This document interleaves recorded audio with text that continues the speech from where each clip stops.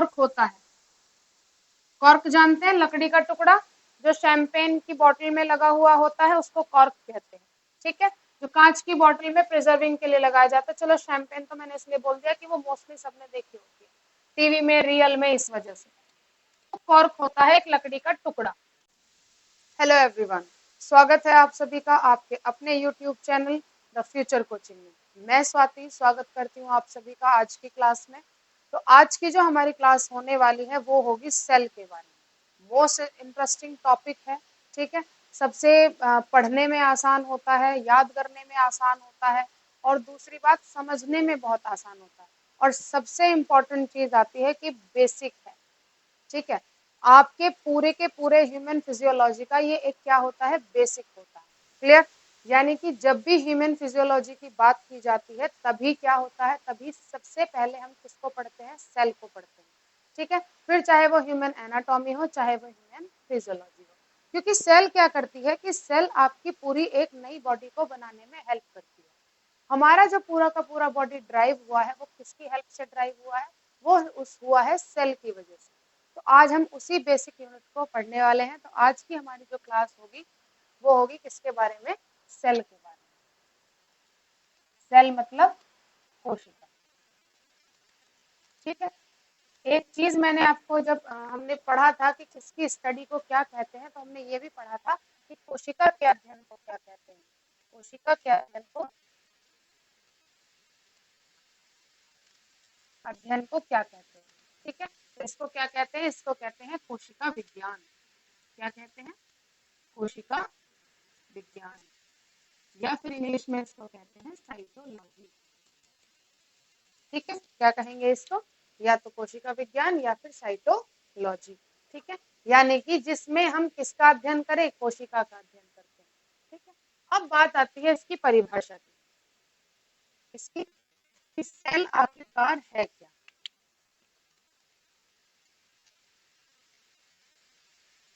Cell है क्या, इसकी परिभाषा की अगर मैं बात करूं तो सेल क्या होती है कि सेल, या हम कह सकते हैं कोशिका,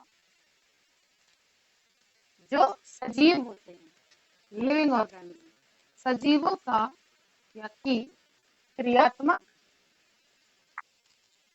और संरचनात्मक सबसे छोटी इकाई है। सबसे छोटी इकाई है। ठीक है, सबसे छोटी हो गई। लेकिन सेल भी अलग अलग तरह की होती है। ब्लड सेल हो गई, नर्वस सेल हो गई। ठीक है, या हम जो एग की बात करते हैं वो भी एक सेल होती है। ठीक, तो यहाँ पे जब पूछा जाता है कि चलो ये तो उसकी परिभाषा हो गई कि सेल क्या है। ठीक है, तो अगर मैं इसे इंग्लिश में कहूँ तो ये होगा हमारा कि cell is the functional and the structural unit of the living organism. ठीक है, तो ये हमारी किसकी बात हो गई, ये सेल की बात हो गई, कोशिका की बात हो गई। ठीक है, अब एक छोटा सा क्वेश्चन आता है कि भाई सबसे छोटी सेल कौन सी मानी जाती है, सबसे छोटी सेल कौन सी मानी जाती है। और दूसरा क्वेश्चन आता है कि सबसे बड़ी सेल कौन सी मानी जाती है। ठीक है, सबसे छोटी सेल कौन सी मानी जाती है और सबसे बड़ी सेल कौन सी मानी जाती है। ठीक, तो सबसे छोटी सेल की अगर हम बात करते हैं,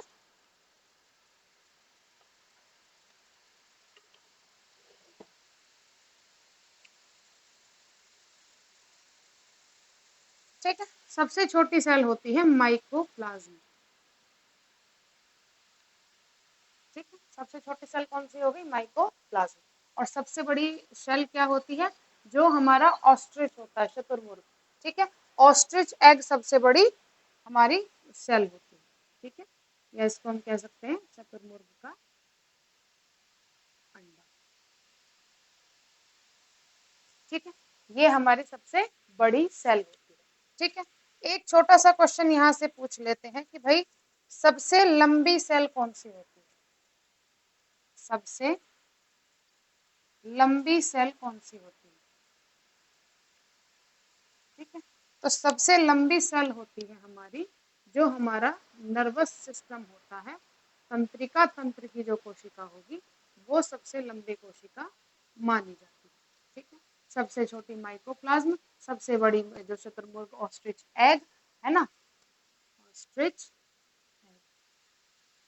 ठीक है। और सबसे लंबी सेल मानी जाती है जो हमारे सेल ऑफ नर्वस सिस्टम, जिसको हम कहते हैं, इसका पूरा एक नाम हो जाता है जिसको कहते हैं न्यूरॉन, ठीक है, जिसको क्या कहते हैं, न्यूरॉन, ठीक। तो अगर इस तरह से आंसर आ रहा है तो ये बताइएगा, अगर न्यूरॉन पूछ रहा है तो न्यूरॉन बताइएगा, ठीक है।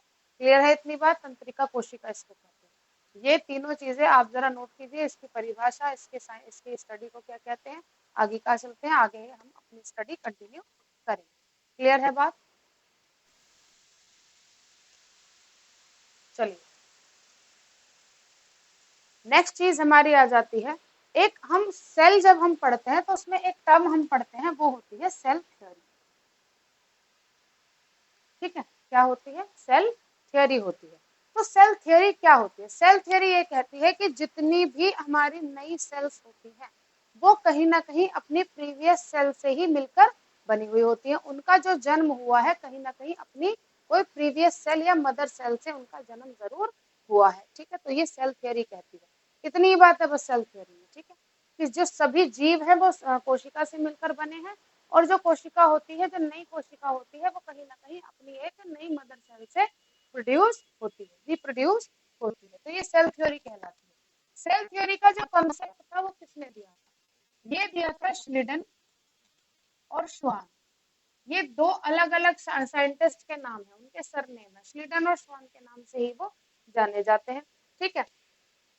स्लीडन और स्वान ने ये पूरा कॉन्सेप्ट हमारा सेल थ्योरी का दिया था, और कब दिया था, ये दिया था 1838 में, 1839, ठीक है, ऐसे इसको लिखा जाता है। ये नाम आप याद रखेंगे, स्लीडन और स्वान, इन्होंने ही सेल थ्योरी का कॉन्सेप्ट दिया था कि सेल थ्योरी क्या होती है, कि सभी जीव कोशिका से मिलकर बने हुए होते हैं। और दूसरी बात आ जाती है कि जो कोशिका होती है वो क्या होती है, कहीं ना कहीं जो उसका प्रोड्यूस रिप्रोडक्शन हुआ है वो किससे, अपनी पुरानी एक मदर सेल से हुआ है। क्लियर है इतने, आगे चलते हैं। अब बात करते हैं सेल। अगर हमने कहा है कि भाई एक प्लांट है और एक एनिमल है, दोनों ही लिविंग ऑर्गेनिज्म में आते हैं, लेकिन दोनों का ही जो डिराइव है, जो रिप्रोडक्शन है, वो किससे हुआ है, एक सेल की हेल्प से हुआ है। बिल्कुल सही बात है ना। तो जो सेल का हम डिवीजन करते हैं, अगर हम ऑर्गेनिज्म के बेस पे करेंगे, ठीक है, division of cell on the basis of organism, तो वो हमारी हो जाती है, ये हो जाती है सेल कितने प्रकार की, दो प्रकार की। पहली होती है एनिमल सेल और दूसरी होती है प्लांट सेल, ठीक है। एक होती है आपकी पादप कोशिका और दूसरी होती है जीव कोशिका, ठीक है। अब यहाँ पे केवल इतना फर्क होता है कि जो एनिमल सेल है, प्लांट में क्योंकि जो फोटोसिंथेसिस होती है उसकी वजह से इसमें प्लास्टिड होते हैं, ठीक है, और यहाँ पे प्लास्टिड्स नहीं होते हैं, यहाँ प्लास्टिड प्रेजेंट है और यहाँ प्लास्टिड प्रेजेंट नहीं है। क्लियर है इतनी बात, तो ये हमारी हो गई किसके बेस पे, ऑर्गेनिज्म के बेस पे। लेकिन अगर आपसे पूछा जाता है कि सेल ओरिजिनली कितने प्रकार की होती है, सेल के टाइप क्या होते हैं, टाइप ऑफ सेल अगर डायरेक्टली पूछते हैं तो हमारे होते हैं वो दो प्रकार के, ठीक है। कौन कौन से, पहला होती है प्रोकैरियोटिक सेल,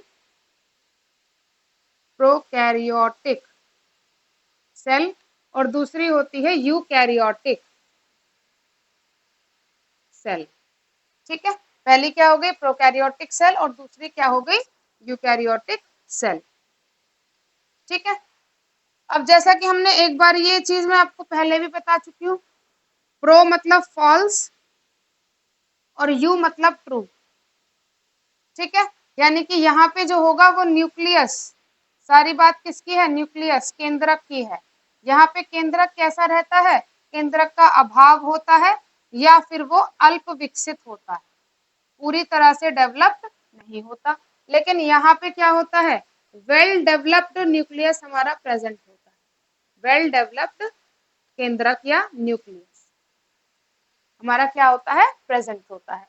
ये किसकी बात आ जाती है, टाइप्स ऑफ सेल की। मेन टाइप यही होते हैं, लेकिन अगर ऑर्गेनिज्म के बेस पे डिवाइड करते हैं तो एनिमल सेल और प्लांट सेल। क्लियर है इतनी चीज, ठीक है, इतना नोट करेंगे फिर आगे चलते हैं। एनी प्लांट सेल में प्लास्टिड्स होते हैं और एनिमल सेल में प्लास्टिड नहीं होते। क्लियर।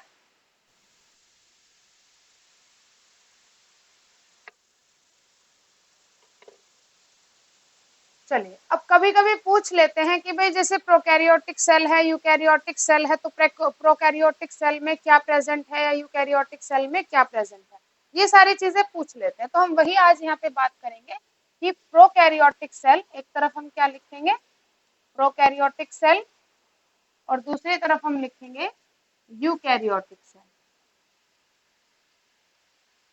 ठीक है, अब यहाँ क्या प्रेजेंट है, यहाँ क्या एब्सेंट है, वो सारी बातें हम इसमें करेंगे। ठीक, सबसे पहले बात आती है सेल वॉल की। सेल वॉल क्या होता है, देखो अब जितने भी हम सेल के ऑर्गन्स को पढ़ेंगे, ठीक है, जितने भी हम कोशिका के अंगों को पढ़ेंगे उनको कहते हैं सेल ऑर्गेनल्स। ऑर्गन नहीं कहते, क्या कहते हैं, सेल ऑर्गेनल्स उनको कहते हैं, या कोशिकांग उनको कहा जाता है। ठीक है, तो यहाँ पे सबसे पहली चीज आ जाती है किसी भी सेल की आउटर लेयर। मान लो ये मैंने एक सेल बना दी, तो इस तरह से कुछ उसमें आउटर लेयर आपको देखने को मिलती है, बहुत सारी लेयर उसमें प्रेजेंट होती है। ठीक है, तो सबसे पहले होती है सेल वॉल, सबसे थिक होती है। ठीक है, अब प्रोकैरियोटिक में जो सेल जो होंगी उनमें सेल वॉल किसकी बनी हुई होती है, यूकैरियोटिक होती है, उनमें सेल किसकी बनी हुई होती है। ठीक है, तो यहाँ पे जो सेल वॉल है वो बनी हुई होती है प्रोटीन प्लस कार्बोहाइड्रेट की। किसकी बनी हुई होगी, प्रोटीन प्लस कार्बोहाइड्रेट की। यूकैरियोटिक सेल में जो सेल वॉल होती है वो बनी हुई होती है हमारी सेल्यूलोज की। किसकी बनी हुई होती है, सेल्यूलोज की। ये दोनों ही, ये तीनों ही चीजें क्या हैं, ये हमारे न्यूट्रिएंट होते हैं, बायोमोलिक्यूल्स इनको कहा जाता है। ठीक है, प्रोटीन, कार्बोहाइड्रेट, सेल्यूलोज। ठीक है, यहाँ तक चीज क्लियर है। सेल वॉल के बाद बात आती है हमारी किसकी, प्लाज्मा मेम्ब्रेन। ठीक है, सेल वॉल के बाद बात आती है किसकी, प्लाज्मा मेम्ब्रेन। प्लाज्मा मेम्ब्रेन हमारे दोनों में ही प्रेजेंट होती है। ठीक है, दोनों में ही प्रेजेंट होती है, लेकिन इसमें क्या होगी, वेल डेवलप्ड नहीं होगी, लेकिन इसमें वेल डेवलप्ड होगी। ठीक है, प्लाज्मा मेम्ब्रेन का काम होता है वाटर ट्रांसपोर्टेशन का, वाटर को इन और आउट। ठीक है, तो इसमें जो दो लेयर मिलती है प्लाज्मा में, प्लाज्मा मेम्ब्रेन में, वो दो तरह की लेयर हमारी मिलती है, एक होती है हाइड्रोफोबिक और दूसरी होती है हाइड्रोफिलिक। ठीक है, दो तरह की लेयर, मैं इनको लिख देती हूँ, आप जरा नोट कर लीजिएगा।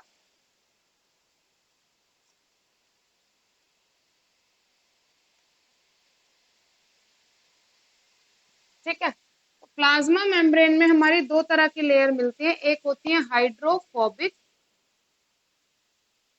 और दूसरी होती है हाइड्रोफिलिक। ठीक है, हाइड्रोफोबिक होती हैं वाटर हेटर्स, वाटर हेटर, यानी कि जो अपने अंदर से वाटर को पास ऑन नहीं होने देती। हाइड्रोफिलिक होती है वाटर लविंग। बस इतना ही आप लिख लेना, ये आपको याद रहेगा।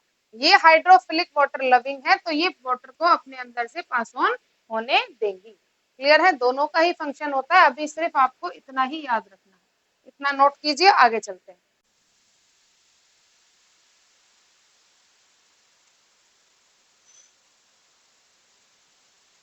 चलिए, उसके बाद सेल वॉल की बात आ गई, दूसरी बात आती है किसकी, केंद्रक, न्यूक्लियस की बात आती है। ठीक है, केंद्रक जैसा कि हमने बताया था यहाँ पे क्या होता है, अनुपस्थित है या फिर वो अल्प विकसित है। ठीक है, या तो अनुपस्थित होगा या फिर अल्प विकसित होगा। लेकिन अगर हम यहाँ पे केंद्रक की बात करते हैं, न्यूक्लियस की बात करते हैं, तो यहाँ पे न्यूक्लियस कैसा रहता है, पूर्ण रूप से विकसित रहता है, पूर्ण रूप से विकसित है। ये सारे हमारे सेल ऑर्गेनल्स में ही आते हैं। ये तीन मेन चीजें हो गई बार बार की।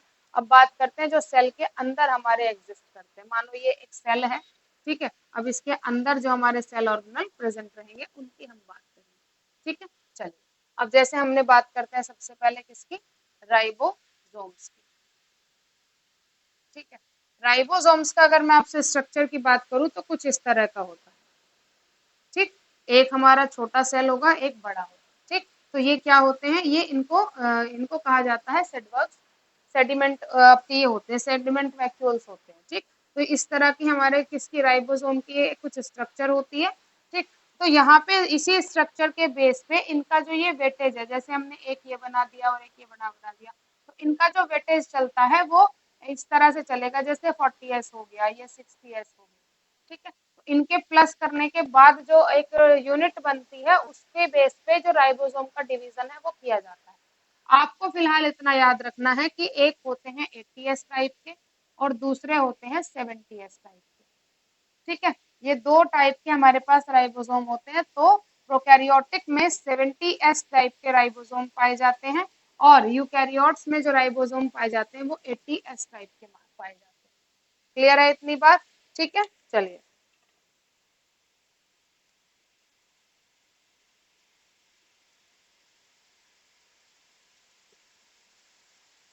यहाँ तक चीजें क्लियर हैं, ठीक है।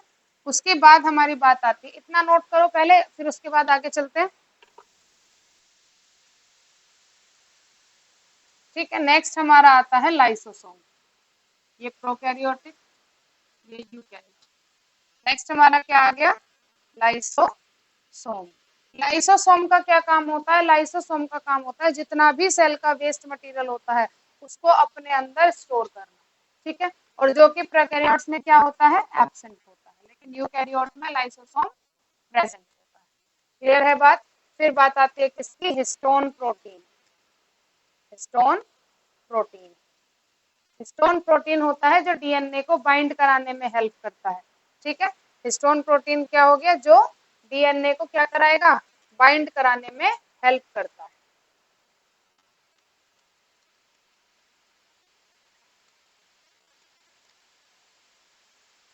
ठीक है। जो कि हमारा प्रोकैरियोट्स में एब्सेंट होता है और यूकैरियोट में प्रेजेंट होता है, ठीक। उसके बाद नेक्स्ट हमारा आ जाता है इसमें डीएनए। डीएनए भी हमारा दो तरह का होता है, एक होता है हमारा सिंगल स्टैंडर्ड, यानी कि जो केवल एक सिंगल इस तरह से बना हुआ होगा, ठीक है। और दूसरा होता है डबल स्टैंडर्ड, यानी कि एक तो हमारा इस तरह से हो गया, दूसरे की जो लेयर होती है ये सिंगल नहीं, कैसी होती है, ये डबल होती है, ठीक है।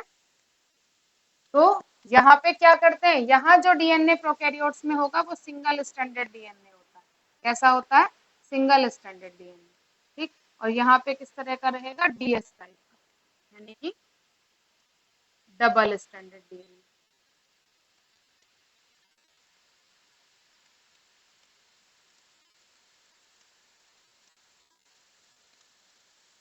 ठीक है। डबल स्टैंडर्ड डीएनए यहाँ पे प्रेजेंट होगा। जितनी चीज क्लियर है, ठीक। लाइसोसोम, हिस्टोन, डीएनए की बात हो गई, ठीक है। ये चीजें एब्सेंट है, सिंगल स्टैंडर्ड डीएनए है, यहाँ पे डबल स्टैंडर्ड डीएनए, ये सारी चीजें प्रेजेंट होती हैं, ठीक। उसके बाद हमारा आ जाता है माइटोकॉन्ड्रिया। जैसे हमने क्या दिया, गोल्जी अपरेटस,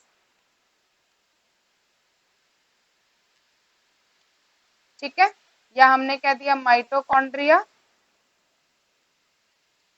ठीक है। गोल्जी अपरेटस है, माइटोकॉन्ड्रिया है, सेंट्रियोल है,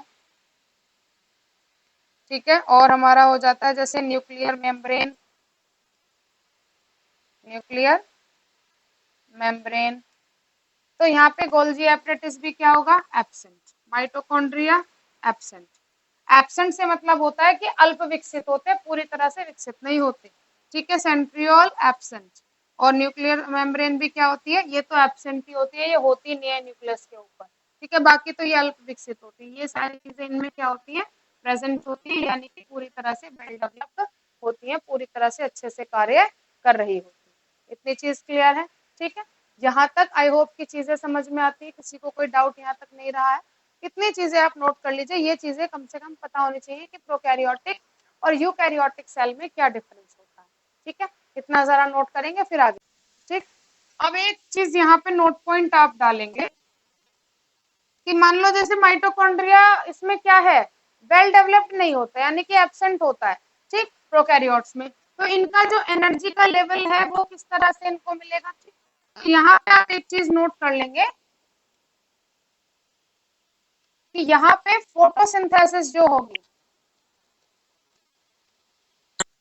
जो फोटोसिंथेसिस होगी वो किस तरह से होगी, वो थैलाकॉइड की हेल्प से होगी। ठीक है, कैसे होगी, वो थैलाकॉइड की हेल्प से होगी। और यहाँ पे जो फोटोसिंथेसिस होती है वो प्रॉपर क्लोरोप्लास्ट से होती है। फोटोसिंथेसिस जो यहाँ पे होगी वो प्रॉपर किससे होगी, क्लोरोप्लास्ट से होगी, जो कि वेरी करता है। क्लोरोप्लास्ट ही वो सेल ऑर्गेनल होता है जो फोटोसिंथेसिस को अकर करवाता है। लेकिन यहाँ पे क्या होंगे, यहाँ पे थाइलाकॉइड्स होंगे। ठीक है, थाइलाकॉइड्स, THYLLACOID। ठीक है, थाइलाकॉइड्स। क्लियर है इतनी बात। ये थाइलाकॉइड्स की हेल्प से यहीं से इनको एनर्जी रिसोर्स मिलेगा। क्लोरोप्लास्ट है, माइटोकॉन्ड्रिया है, वो सारी चीजें इनको एनर्जी प्रोवाइड करवा देते हैं। यहाँ तक चीजें क्लियर है। ठीक है, उसके बाद जो हम पढ़ेंगे वो होगा हमारा सेल का स्ट्रक्चर। ठीक, सेल का स्ट्रक्चर कैसा होता है, सेल के जो ऑर्गेनल है वो किस तरह से काम करते हैं, वो सारे सेल ऑर्गेनल को हम अपनी नेक्स्ट क्लास में पढ़ेंगे। ठीक, लेकिन उससे पहले थोड़ा सा हम सेल का इतिहास जान लेते हैं कि सेल का इतिहास क्या कहता है। ठीक, थोड़ा सा हम क्या जान लेते हैं, सेल का इतिहास। देखो, एक नाम आता है रॉबर्ट हुक, नाम याद रखना, रॉबर्ट हुक। ठीक है, रॉबर्ट हुक ने सबसे पहले सेल को देखा था। किसको देखा था, सेल को। और ये चीज थोड़ा सा ये स्पेलिंग यहाँ पे गलत है, इन्होंने एक्चुअली में शेल्स को देखा था। ठीक है, शेल्स क्या होते हैं, इन्होंने देखा जो कॉर्क होता है, कॉर्क जानते हैं, लकड़ी का टुकड़ा जो शैंपेन की बोतल में लगा हुआ होता है उसको कॉर्क कहते हैं। ठीक है, जो कांच की बोतल में प्रिजर्विंग के लिए लगाया जाता है। चलो शैंपेन तो मैंने इसलिए बोल दिया कि वो मोस्टली सबने देखी होती है टीवी में, रियल में, इस वजह से। तो कॉर्क होता है एक लकड़ी का टुकड़ा। क्लियर। अब उस कॉर्क का रॉबर्ट हुक ने अपना एक माइक्रोस्कोप बनाया था, तो उन्होंने उस कॉर्क का एक सैंपल लिया और उसमें देखा कि उसमें कुछ इस तरह की स्ट्रक्चर बनी हुई थी, बिल्कुल जॉइंट, खाली होल स्ट्रक्चर उसमें बनी। तो उन्होंने इनको नाम दिया था शेल्स। ठीक है, बाद में जब उन्होंने कहा कि ये एक प्लांट का हिस्सा है, तो अगर ये डेड सेल इन्होंने सबसे पहले देखी, ठीक है, इन्होंने डेड सेल को सबसे पहले देखा, तो इन्होंने कहा कि कोई ना कोई लिविंग भी होगी। ठीक है, तब उन्होंने लिविंग में देखा तो सारे ऑर्गेनल इसमें प्रेजेंट उनको दिखे लिविंग सेल में। ठीक है, तब इन्होंने उसको क्या नाम दिया, सेल नाम दिया। किसने, रॉबर्ट हुक ने। ठीक है, न्यूक्लियस, फिर एक नाम आता है रॉबर्ट ब्राउन। रॉबर्ट ब्राउन ने क्या किया था, रॉबर्ट हुक ने तो सेल्स के बारे में बता दिया, अपना ही जो उनका खुद का माइक्रोस्कोप था उसकी हेल्प से। ठीक है, रॉबर्ट ब्राउन ने किसके बारे में स्टडी किया था, इन्होंने केंद्रक के बारे में स्टडी किया, न्यूक्लियस के बारे में इन्होंने स्टडी किया था। किसने, रॉबर्ट ब्राउन ने। हुक और ब्राउन दोनों से आप जरा बच के रहिएगा, कंफ्यूज करते हैं। आप पता चल रहा है हुक की जगह ब्राउन लिख दिया और ब्राउन की जगह हुक लिख दिया। क्लियर है बात। तो रॉबर्ट हुक ने सेल्स को देखा था, फिर लिविंग सेल को इन्होंने देखा, सबसे पहले डेड सेल को देखा, बाद में लिविंग सेल को देखा था अपने बनाए हुए माइक्रोस्कोप से। सॉरी, ठीक है, खुद का माइक्रोस्कोप उनका बनाया हुआ था उसकी हेल्प से। ठीक है, खुद डेवलप किया था माइक्रोस्कोप, उसकी हेल्प से उन्होंने उन खाली शेल्स को देखा था। तो ये दो नाम बहुत इंपॉर्टेंट है, बहुत पूछे जाते हैं। क्लियर है इतनी चीज। चलिए, ठीक, इन दोनों के बाद आपको जो एक और नाम याद रखना है वो है बेंडा। ठीक, बेंडा ने क्या किया था, बेंडा ने माइटोकॉन्ड्रिया को नाम दिया, माइटोकॉन्ड्रिया नाम दिया। इसको जो एक सेल ऑर्गेनल होता है माइटोकॉन्ड्रिया ही, ठीक है, उसको ये माइटोकॉन्ड्रिया नाम देने वाले कौन थे? बेंडा। बहुत पूछा जाता है। क्लियर है इतनी बात? ठीक है, तो जहां तक इतना आप रिवाइज करेंगे, ये कुछ हमारा सेल का इतिहास रहा जो मोस्टली पूछा जाता है एग्जाम में। नेक्स्ट क्लास में हम पढ़ेंगे कि हमारी जो सेल्स होती हैं उनका स्ट्रक्चर क्या है। क्लियर? तो चलिए मिलते हैं नेक्स्ट क्लास में, तब तक रिवीजन कीजिए, पढ़ते रहिए। Thank you so much.